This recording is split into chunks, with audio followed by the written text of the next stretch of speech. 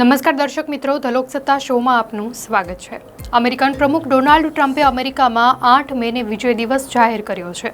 ટ્રમ્પે આ નિર્ણય બીજા વિશ્વયુદ્ધ દરમિયાન અમેરિકાની જીતની 80મી વર્ષગાંઠના અવસર પર લીધો।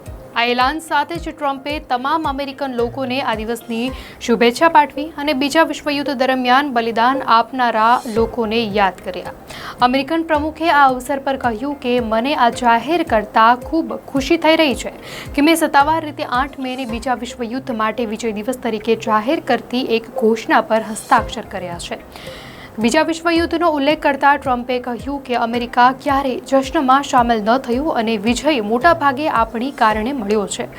તમે તે પસંદ કરો કે ન કરો, આપણે એ યુદ્ધમાં સામેલ થયા અને એ યુદ્ધમાં વિજય હાંસલ કર્યો અને આપણને અનેક મહાન લોકો અને મહાન સહયોગીઓ તરફથી ઘણી મદદ મળી।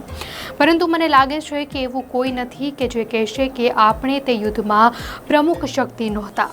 આ તારીખના મહત્વ પર વાત કરતા ટ્રમ્પે કહ્યું કે વિજય દિવસની ઉજવણી ન કરવી એ તે લોકો પ્રત્યે મોટું અપમાન છે જેમણે પોતાનો જીવ ગુમાવ્યો અને જેમણે બીજા વિશ્વયુદ્ધને જીતવામાં સખત મહેનત કરી। તે અમેરિકન ટેન્કો, જહાજો, ટ્રકો, વિમાનો અને સેવા સભ્યો હતા જેમણે આ અઠવાડિયે 80 વર્ષ પહેલાં દુશ્મનોને હરાવ્યા હતા। તેથી આપણે તેમને શ્રદ્ધાંજલિ આપવી જોઈએ જેમણે આપણને વિજય અપાવ્યો હતો। આ સિવાય ટ્રમ્પે વધુમાં કહ્યું કે બીજા વિશ્વયુદ્ધ બાદ અમેરિકાએ વિશ્વનું પુનઃનિર્માણ કર્યું અને યુદ્ધ દરમિયાન તબાહ થઈ ચૂકેલા અનેક દેશોની મદદ કરી।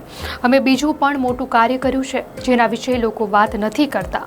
અમે યુદ્ધ દરમિયાન તબાહ થઈ ગયેલા તમામ દેશોને ફરીથી બનાવવામાં મદદ કરી અને આ એવું કંઈક છે જે બીજાઓએ નથી કર્યું। તેથી અમે લાખો અમેરિકનોના અવિશ્વસનીય બલિદાન અને બહાદુરીનું સન્માન કરી રહ્યા છીએ। ટ્રમ્પે વધુમાં કહ્યું કે હું બધાને વિજય દિવસની ખૂબ ખૂબ શુભેચ્છાઓ પાઠવું છું અને આપણે હવે દર વર્ષે તેની ઉજવણી કરીશું। હું 4 વર્ષની ગેરંટી આપી શકું છું।